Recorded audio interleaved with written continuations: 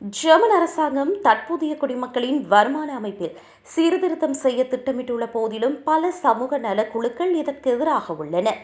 புதிய விதிகளுக்கு அமைய வேலைவாய்ப்பு மைய நியமனங்களை பல முறை தவறவிடுபவர்கள் வாடகை ஆதரவு உட்பட அனைத்து சலுகைகளையும் இழக்க நேரிடும்.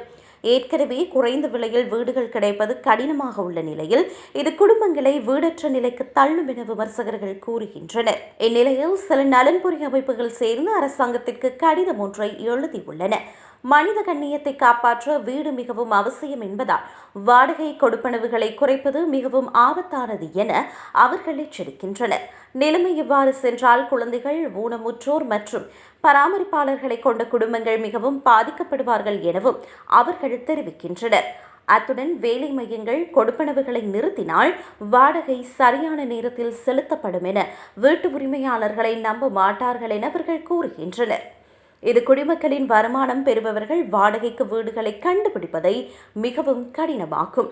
ஜெர்மனியில் ஒருவர் வாடகை வீட்டிலிருந்து வெளியேற்றப்பட்டால் தற்போதைய இறுக்கமான வீட்டு சந்தையில் குறைந்த விலையில் புதிய வீடுகளை பெறுவது கிட்டத்தட்ட சாத்தியமற்றது. 2030ஆம் ஆண்டுக்குள் வீடற்ற நிலையை முடிவுக்கு கொண்டு வரும் ஜெர்மனியின் குறிக்கோளுக்கு எதிராக இந்த திட்டம் இருப்பதாக நலன்புரி குழுக்கள் கூறுகின்றன.